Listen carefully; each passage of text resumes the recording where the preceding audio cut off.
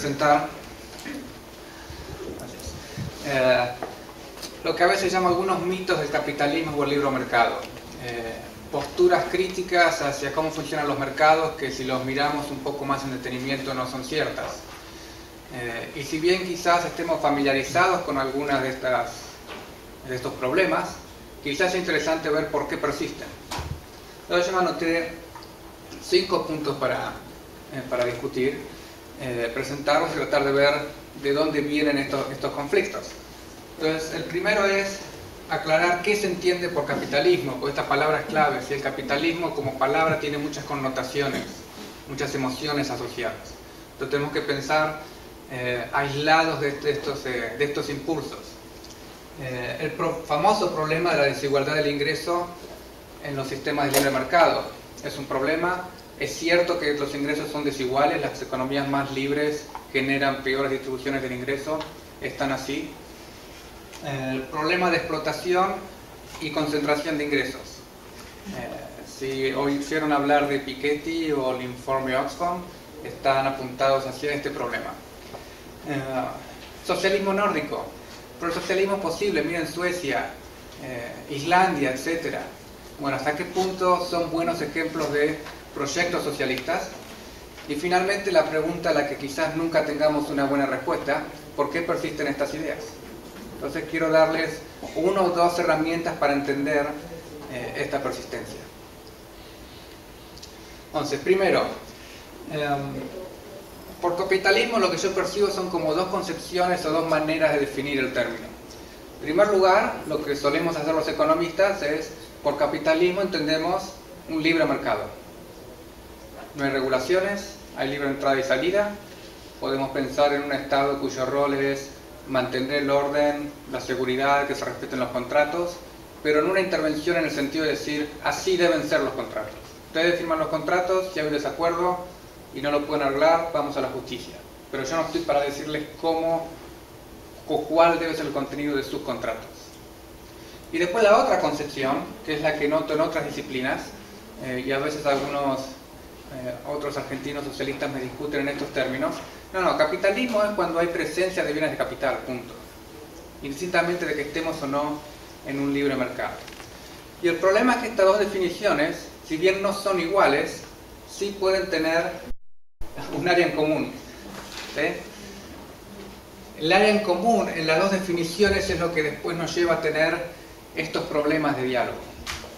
Y se puede utilizar la segunda definición, el área en común, para criticar la primera definición. Y esa no es una crítica válida, pero parece ser válida por esa superposición. Entonces, 2 puntos sobre capitalismo en el sentido que usamos los economistas. El primero, y voy a volver sobre este punto muy brevemente después, es que tiene que existir propiedad privada sobre los factores de producción. Si no hay propiedad privada sobre el trabajo, bienes de capital, insumos, etc., no hay mercado. Si no hay propiedad privada, no puedo vender y comprar. Si no puedo vender y comprar, eso no es un mercado. Entonces, esa es una condición. La segunda condición es que en este sistema se asume una igualdad de ley para todos. Nadie está por encima de la ley, nadie tiene privilegios. Ni los empleados, ni los empleadores, ni los capitalistas, ni el Estado, ni sindicatos, nadie. Si el término capitalista no quiere decir la ley está favoreciendo al grupo capitalista. Eso no es lo que el término quiere decir en economía. Entonces, acá donde está la superposición. ¿Sí? Yo aquí lo llamé capitalismo tipo 1, libre mercado. Capitalismo tipo 2, hay presencia de bienes de capital. Punto. La primera definición está enfocada en las reglas de juego, las instituciones. La segunda definición está enfocada en si hay o no dueños de algún factor de producción en particular. Entonces, podemos pensar en una sociedad sin corrupción, tanto en el capitalismo tipo 1, el libre mercado, como en el capitalismo tipo 2. Hay dueños de bienes de capital. Podemos pensar un sistema con corrupción que sea compatible con el capitalismo tipo 2, ¿sí? Lo que se conoce como crony capitalism. En ese caso hay dueños de bienes de capital que están beneficiados por la ley, no estamos en un libre mercado, no se condice con la definición 1, pero sí cae dentro de la definición 2. Un sistema con corrupción no es posible o no es deseable en la definición número 1. Entonces, si yo veo una sociedad con corrupción, intervención, que le quita a unos para dar a los otros, etc., y lo encajo en la definición capitalismo 2, lo que no debo hacer es utilizar eso para criticar el capitalismo entendido como libre mercado, cuando justamente la postura del liberalismo clásico es oponerse a esas prácticas. Entonces, si están leyendo alguna crítica al capitalismo o están debatiendo con alguien, traten de percibir o pregúntenle, bueno, ¿qué entendés por capitalismo? Pues los dos, antes de seguir el debate, tenemos que ponernos de acuerdo en qué vamos a entender por esta palabra, que es lo que estamos criticando o defendiendo. O los dos entendemos definición 1 o los dos entendemos definición 2. Y después seguimos para adelante. Pues si vamos a entender definición 2, entonces tengamos en claro que ya no estamos hablando de libre mercado. Estamos hablando de alguna otra cosa. Es un tema de definición, se puede usar la que uno quiera, pero tenemos que estar coordinados. Si no hay problemas de diálogo, de semántica.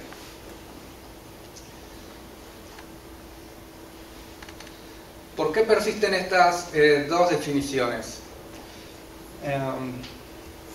En economía el enfoque o el énfasis suele ser institucional. En economía se suele hacer esta distinción. En el corto plazo, lo que produce ciclos económicos, que estemos un poco mejor o peor, es la política económica. Pero lo que define en última instancia, es decir, en el largo plazo, el nivel de riqueza, si somos ricos o pobres, si somos un país desarrollado o no, es el marco institucional. Podemos tener buenas instituciones y tendremos algún ciclo en un alto nivel de riqueza. Tenemos malas instituciones, tendremos ciclos en un bajo nivel de riqueza. Y ahí el enfoque en economía, en las instituciones, y hacia dónde estamos yendo en este camino, cuál es el destino. En el socialismo o en otras disciplinas, el enfoque es, si se quiere, en clases sociales o en grupos. Y acá es donde es muy fácil pensar entonces en capitalistas, trabajadores, etc.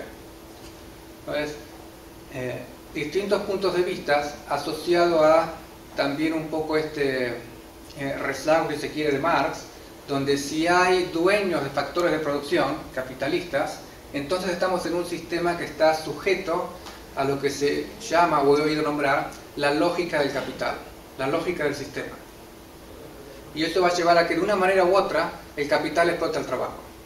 Por lo tanto, en última instancia, las reglas del juego, las que me hablás, libre mercado, no libre mercado, etc., no importa. Pues la lógica del capital va a superar todas esas restricciones. Podemos estar de acuerdo o no, pero hay que entender cuál es la fuente de esa postura. Ellos están pensando en esta lógica del capital, no me pregunten qué es porque nunca lo logré entender del todo, pero es la lógica del sistema que lleva a este problema de explotación, y en economía no, son las reglas del juego, son esas diferentes concepciones iniciales. Si esto está claro, en los dos lados, podemos poner de acuerdo en los términos y debatir coincidencias y diferencias. Entonces, esto es lo que quería mencionar primero, estas dos concepciones de capitalismo, por qué son distintas, por qué persisten, cuál es la manera de pensar de las distintas disciplinas. Desigualdad del ingreso. ¿Cuál es la crítica? Bueno, está bien, el capitalismo, el libre mercado puede ser superior en términos de ser más productivo, producimos más bienes, vivimos mejor calidad de vida. ¿Quién lo va a negar? Miremos una larga serie histórica y no hay duda de la capacidad productiva del libre mercado. Después les voy a mostrar si tengo aquí que mostrar. El problema es que el capitalismo es inmoral, deja gente de lado, produce una mala distribución del ingreso, y eso es injusto. Es eficiente, pero es socialmente injusto. Entonces tenemos que hacer un trade-off. Esta postura puede asumir que el mercado es un juego de suma cero. Creo que ayer hablaron de ese tema según estaba viendo en el programa. Una postura un poco más delicado o detallista, si se quiere, es, no, está bien, no es un juego de suma cero, la torta crece, pero hay un problema de concentración del ingreso. Hay un sector que concentra ingresos más rápido de lo que crece la torta. Y eso nos lleva al mismo resultado. Entonces, una distinción importante que la veo generalmente pasada por alto. Distinguir entre pobreza y desigualdad. ¿Sí? Pobreza es cuando mi ingreso es muy bajo, tengo problemas para subsistir, no tengo para comprar mis alimentos, tener una vivienda, etc. Una medida muy común es un ingreso menor a $2 por día, es lo que internacionalmente se considera pobreza. Desigualdad es un problema distinto, o es una situación distinta. Es cuando aquellas personas con las que interactúo en mi día a día, me siento que no estoy a un nivel similar de calidad de vida, de ingreso, etc. No es una cuestión de que sea pobre, es que me siento desconectado de mi vecino, las personas con las que interactúo. Y esto lo menciono porque si consideramos a la desigualdad un problema, que en sí es otra discusión, es importante tener en cuenta que son problemas distintos. Y si por desigualdad vamos a creer que el problema es pobreza, vamos a estar aplicando una solución a un problema distinto y eso puede generar más problemas. ¿Cuál es la cuestión? Está marginados o actualmente no son lo mismo. Y si bien se habla mucho de desigualdad del ingreso o distribución del ingreso, en última instancia lo que importa es el consumo. Trabajamos y recibimos un ingreso porque queremos consumir. Y lo que es la distribución del consumo se ha igualado notablemente. Mi teléfono puede ser el mismo que tiene Bill Gates. Yo viajo en el mismo avión que viaja Trump cuando hace sus giras. Está bien, él viaja en primera, yo viajo en turista. Pero el avión es el mismo. ¿Qué tan serio es ese problema? Que él viaje en primera y yo viaje en turista. ¿Ese es un problema social grave? No es lo mismo que pobreza. Entonces, si pasamos de ingreso a consumo, la situación cambia totalmente. ¿Sí? El presidente de Estados Unidos se enferma y él tiene la misma medicina o prácticamente la medicina que me pueden dar a mí en el hospital. Okay. ¿Cuál es el problema si él tiene más plata que yo?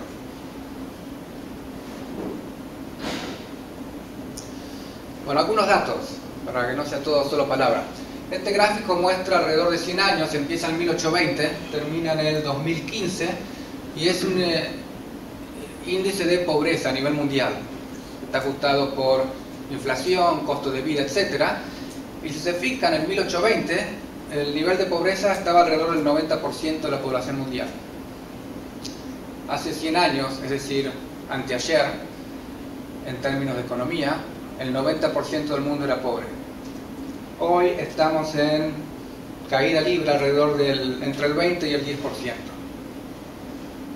Ese es un éxito muy importante. Y si queremos eliminar pobreza, los resultados aparecen. Ahora, hay que tener en cuenta que en economía los procesos llevan cierto tiempo. Y nosotros en nuestro día a día estamos acostumbrados a pensar lunes, martes, miércoles, jueves, enero, febrero, marzo, quizás de un semestre al otro. La economía, los procesos de mercado no tienen por qué seguir los calendarios que nosotros seguimos. La ley de la física, la ley de la gravedad no piensa en días, o semanas, o meses. ¿Por qué la ley de la demanda va a pensar en días, semanas o meses? Tiene sus procesos, tiene sus tiempos. Este gráfico me parece muy interesante, muestra una caída muy marcada cuando tenemos en cuenta que hay que mirar los procesos con una ventana temporal lo suficientemente amplia. Pero lo interesante es que la caída de la pobreza ha ocurrido a la par que ha aumentado la población, por supuesto, pero el número total de pobres, si la línea celeste clara es la población total, aumenta, fíjense que es el mismo horizonte temporal, empieza en 1820, empieza a crecer aceleradamente alrededor de mediados de 1900 y la población total en pobreza comienza a caer. Es decir, no es que la población total sube y la cantidad de pobres totales también aumenta, pero más despacio y el ratio de pobreza cae. Hay más población y al mismo tiempo, en términos absolutos, la pobreza cae. Ese es otro resultado interesante. Entonces, criticar al capitalismo o al libre mercado porque tiene alguna que otra cuestión ahí, es como si les dijera, en esta pastillita que la toman una sola vez, tienen la cura del cáncer. Y alguien me protesta ahí, pero me produce dolor de cabeza por un día. Bueno, vivimos en el mundo real, no en el cielo. Hay límites. Lamentablemente la realidad es así. No podemos eliminar toda la pobreza de la noche a la mañana. La alternativa es que el 90% del mundo viva en pobreza. No podemos llegar al otro límite mañana, pero más vale empezar a caminar el camino, ¿no? Bueno, esto es lo que es pobreza. Esto mucho no se discute o no se cuestiona, pero el resultado es muy impactante. ¿Qué hay de la distribución del ingreso? Este gráfico es bastante conocido, está tomado de un índice de libertad económica, que lo que hace es mirar todos los países del mundo y los rankea de más libre a menos libre. Es un ranking de libertad económica. Y los divide en 4 grupos: el cuartil más libre, el segundo más libre, el tercero más libre y el menos libre. Y este gráfico está mostrando del ingreso nacional qué porcentaje le toca al 10% de menores ingresos, digamos al 10% más pobre. Y lo que el gráfico muestra es que la distribución del ingreso es independiente de la libertad económica. Podemos vivir en el país más libre o en el menos libre. En promedio, el 10% de menores ingresos recibe el 2.5% del total del ingreso del país. Por lo tanto, los datos no muestran que mayor libertad económica implique peor distribución del ingreso. Eso no aparece cuando miramos todos los países. Eso es lo que podemos mostrar si tomamos 2 países, en vez de toda la muestra, que nos den un resultado que queramos o el otro. Es lo que se llama cherry picking. Yo creo que un mercado más libre tiene que generar peor distribución del ingreso. Tomo un país libre con una distribución del ingreso, tomo un país no libre con una mejor distribución del ingreso y digo, listo, ya está, lo que esperabas, ¿ves? Bueno, es un problema de confirmation bias o sample bias. Y eso desaparece cuando podemos ver toda la muestra. Y en el caso de los países lo podemos hacer, pues son finitos y sabemos cuáles son. Lo que sí es distinto es cuál es el ingreso del 10% de menores ingresos en estos países. Ahí el grupo de los países menos libres al año gana unos $1.600. El 10% de menores ingresos en los países más libres recibe casi $10.000 al año.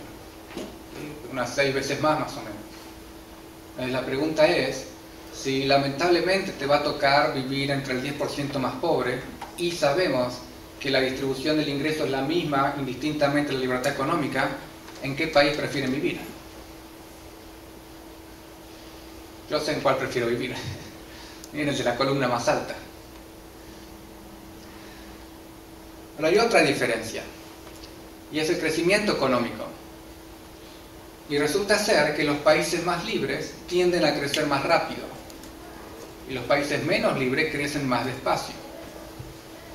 Si miramos de nuevo el gráfico de disminución de la pobreza, y sabemos que son los países libres los que crecen más rápido, entonces sabemos cuáles son los sistemas que quitan más gente de la pobreza.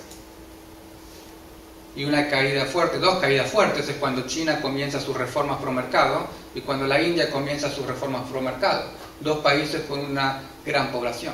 Okay. Entonces, si el marco institucional es tan distinto, ¿no?, del extremo del libre al no libre, ¿no?, Hong Kong y Venezuela, creo que son el primero y el último, ¿por qué en promedio la distribución del ingreso es similar? Y lo importante es tener en cuenta ¿por qué se da una distribución del ingreso, más allá de la distribución del ingreso en sí?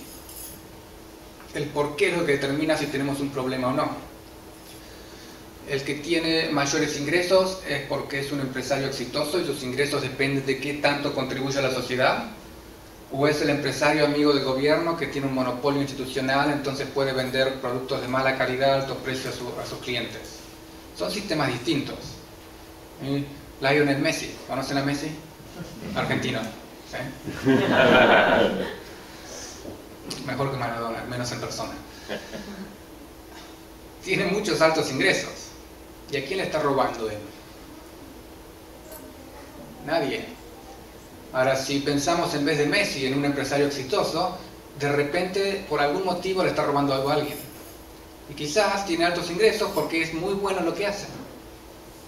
Distinto es si vemos a empresarios ricos en países como Venezuela, Argentina, etc. No es porque sean exitosos, es porque tienen asociaciones con el gobierno. Y esa ya es otra historia. Y el otro punto que se pierde, ¿sí? Si miramos el numerito de distribución del ingreso, el numerito no me dice si quien gana más es porque es exitoso o porque está teniendo beneficio del Estado. El número no me dice eso. Lo otro que el número no me dice, porque es una foto, es cuál es la película. ¿Hay o no hay movilidad social? ¿Ves? Algún pequeño cuadrito con dos escenarios. En el primero, el caso 1, dice con movilidad social, y asumí, para hacerlo sencillo, digamos, 3 clases, clase alta, media y baja. Y lo que este gráfico muestra en cada fila son rangos de edad, de 20 a 25, 25 a 30, etcétera, hasta 60 a 65. Entonces, en el caso 1 de movilidad social, el joven entre 20 y 25 que recién empieza a trabajar, sin experiencia, gana, digamos, 100. Y a medida que va ganando experiencia y es mejor en su trabajo, aumenta su ingreso. Antes de retirarse, sus últimos años, entre 60 y 65, gana 260. Si hacemos un ratio de ingreso mayor a ingreso menor, vemos que los de mayor ingreso ganan 2.6 veces el ingreso del de menor ingreso, 260 sobre 100.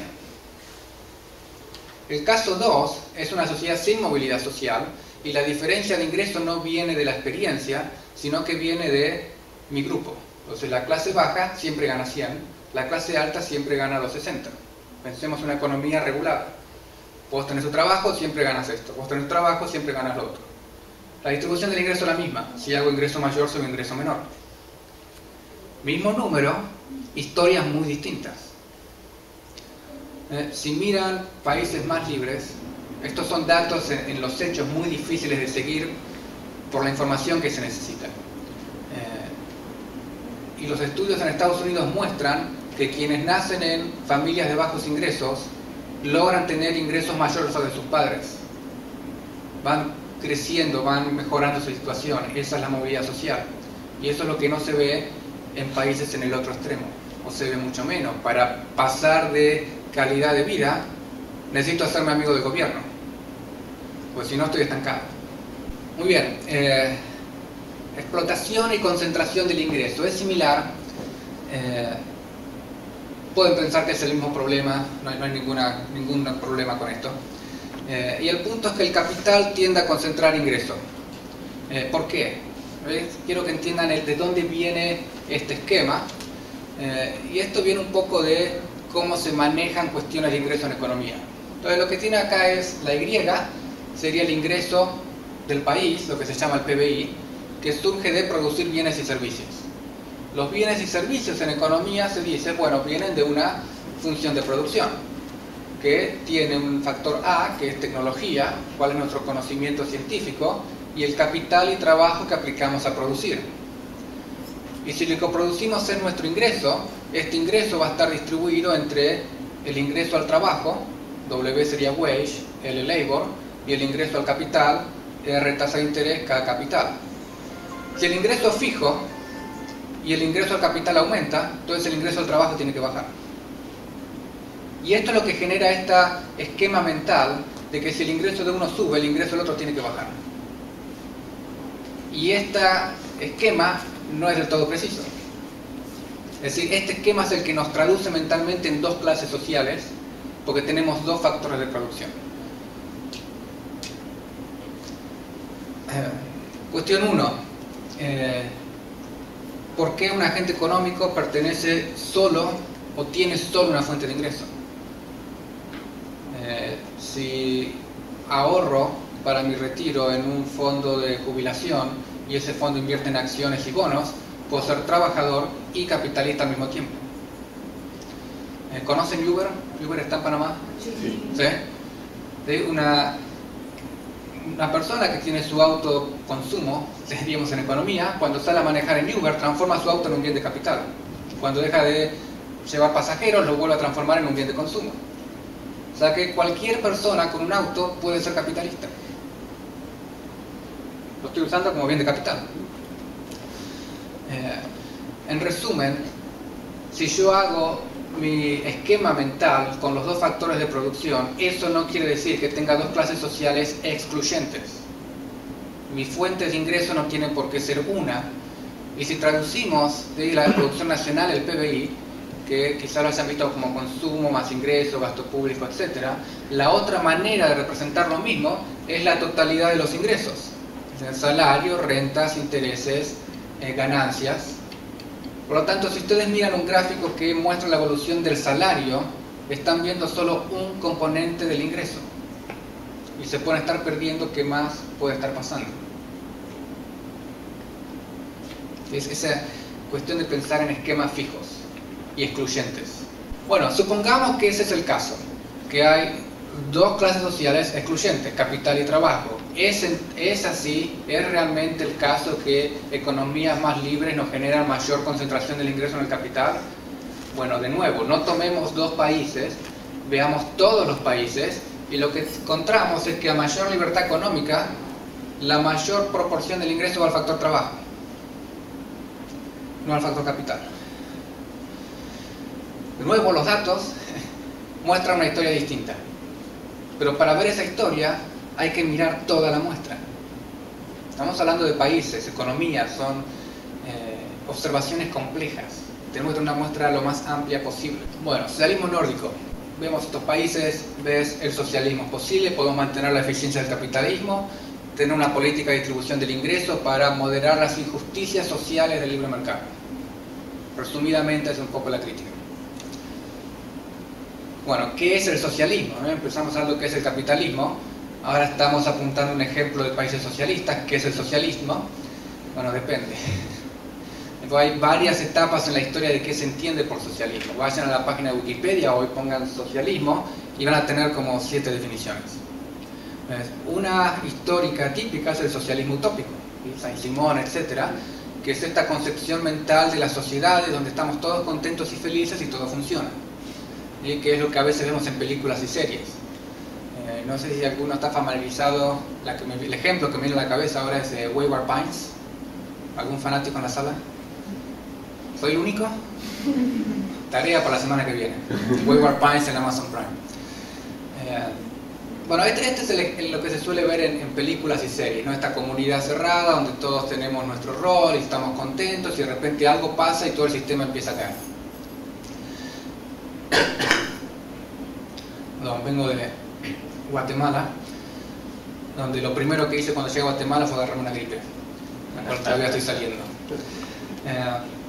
A principios del siglo XX se da lo que se llama el debate del cálculo económico en el socialismo, donde básicamente 3 economistas o 3 pensadores, Weber, Mises y Bruskus en Rusia, dicen: a ver, no estamos hablando de una comunidad planificada de 10 personas, estamos hablando de Rusia.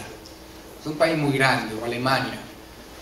¿Cómo me garantizás un orden social si no hay precios? Porque por socialismo se entiende que si bien el consumo o los bienes de consumo son privados, por eso los puedo consumir, los factores de producción no están sujetos a propiedad privada.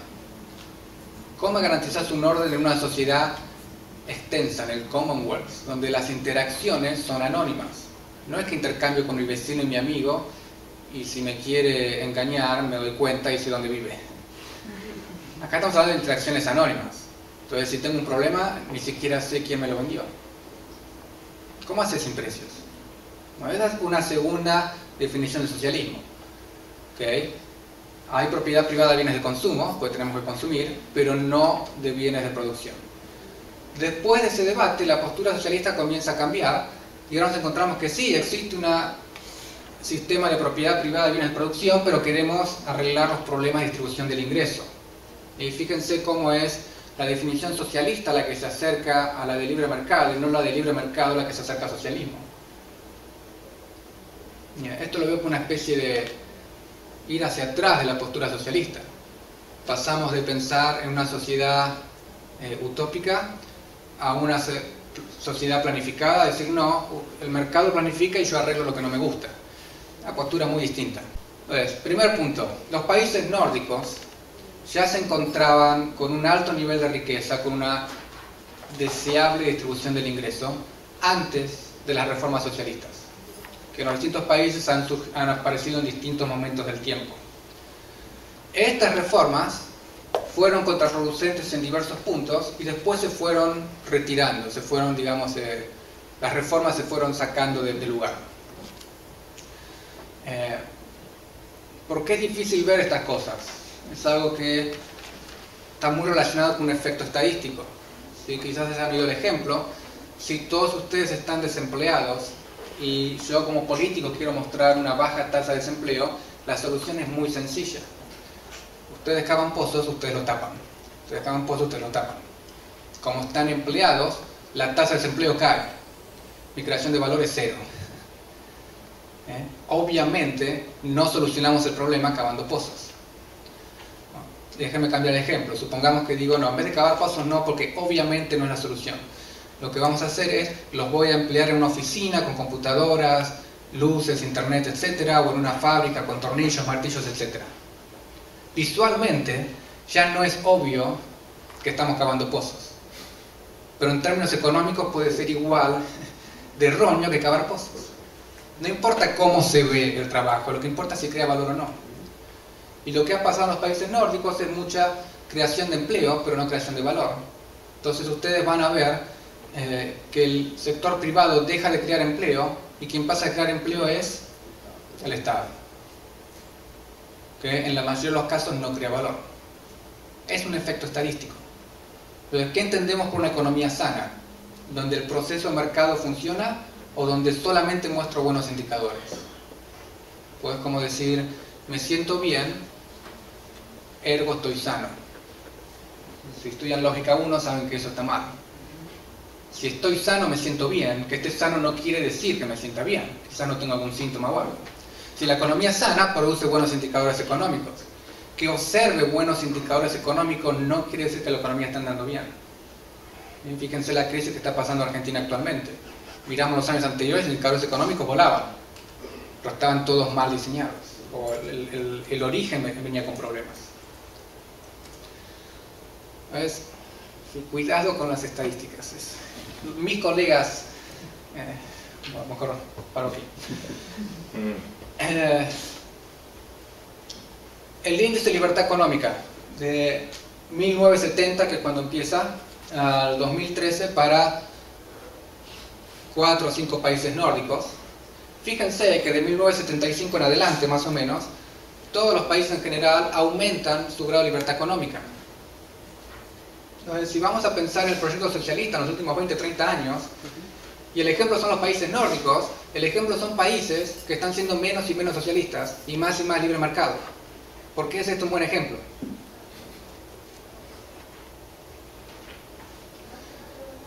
Ok, pero ¿cuál es el ranking?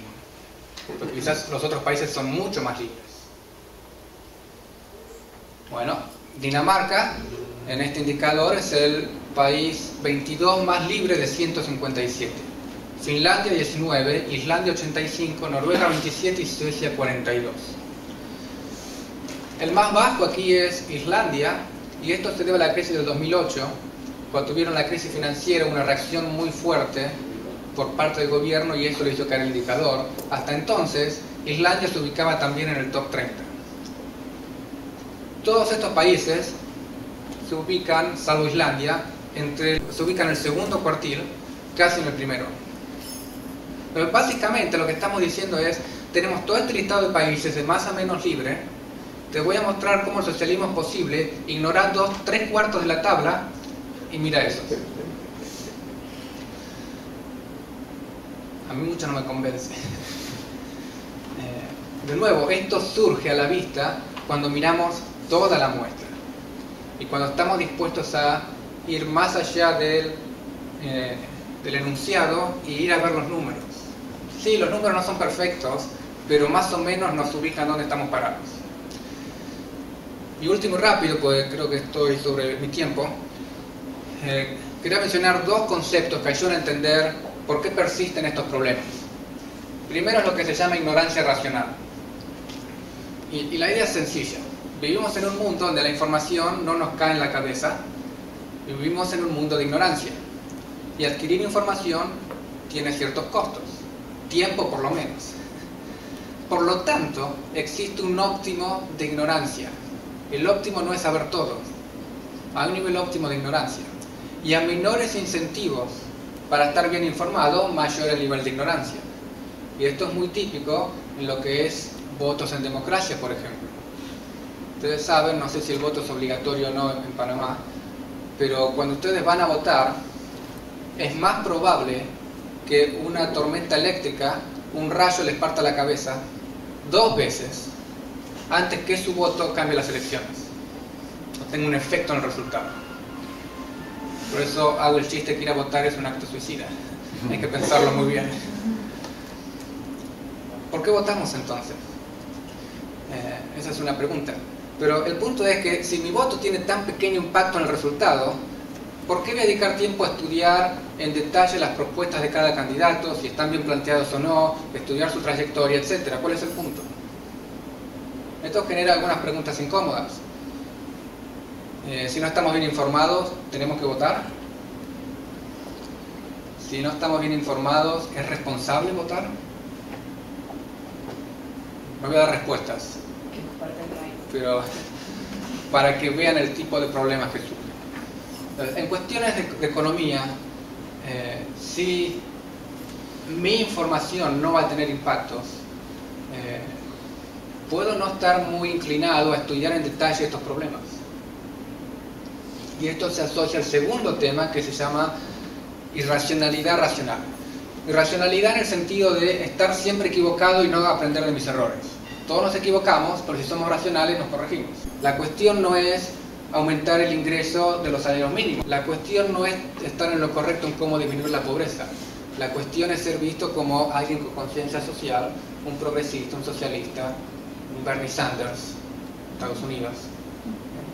El debate ya no es racional, es más de imagen.